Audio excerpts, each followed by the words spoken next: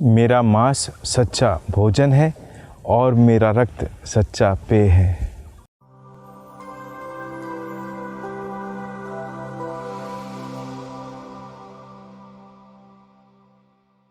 क्रिस्त में मेरे प्रिय भाइयों और बहनों, शरीर के लिए भोजन आवश्यक है और इसलिए इस भोजन को पाने के लिए हम ज़िंदगी में भाग दौड़ करते रहते हैं ताकि हमें इस भोजन का स्वाद मिल सके।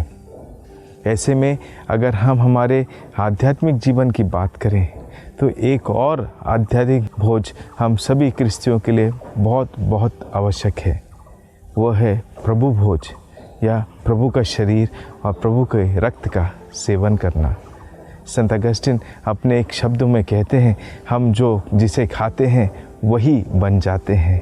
कहने का तात्पर्य यह है कि इस प्रभु यीशु क्रिस्त ने स्वयं अपने आप को रोटी और दाखरस के रूप में हम सबों को दे दिया है और जब जब हम प्रभु का सेवन करते हैं हम उनमें एक बनते जाते हैं।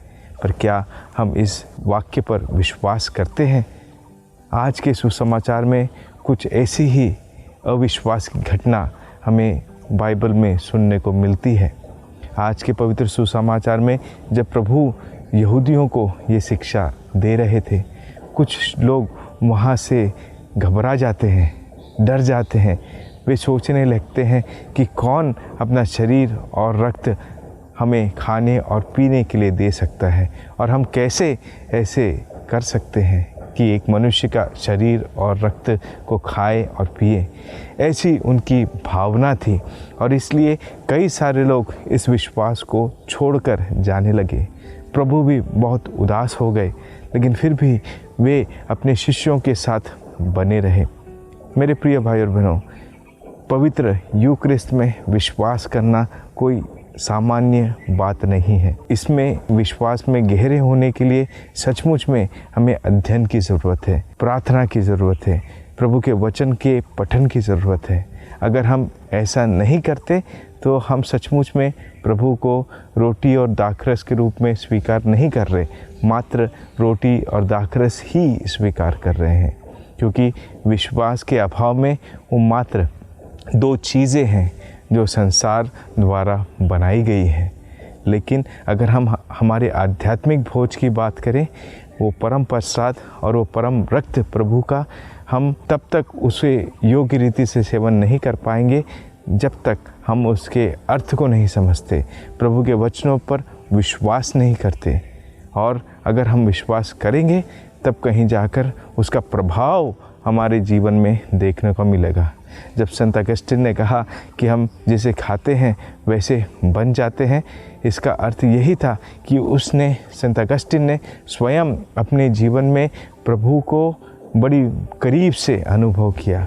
उन्होंने जब जब रोटी और दाखरस का सेवन किया, उन्होंने विश्वास किया कि उन्होंने स्वयं प्रभु यीशु क्रिस्त को ग्रहण किया है और उसका परिणाम उनके जीवन से हमें देखने को मिलता है। पूर्ण परिवर्तन, पूर्ण रूप से पूर्ण व्यक्तित्व का परिवर्तन उनके जीवन में हम देखते हैं।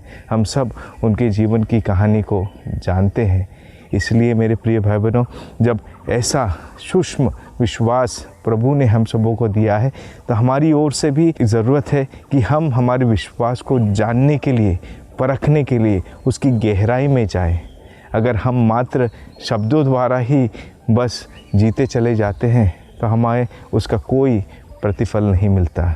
इसलिए प्रभु का वचन बार बार हमें इसी बात के लिए प्रेरित करता है कि हम हमारे विश्वास में मजबूती पाएं। शिष्यों ने भी अपने विश्वास में वृद्धि के लिए प्रभु से प्रार्थना की और ऐसी प्रार्थना हमें भी करनी है, तब कहीं जाकर हम योग्य रीति से प्रभु के शरीर और रक्त का मर्म समझ पाएंगे। आइए प्रभु की आत्मा की प्रेरणा मांगे कि हम बड़े विश्वास से हर समय प्रभु के पवित्र शरीर और रक्त को ग्रहण कर पाएं। आमीन।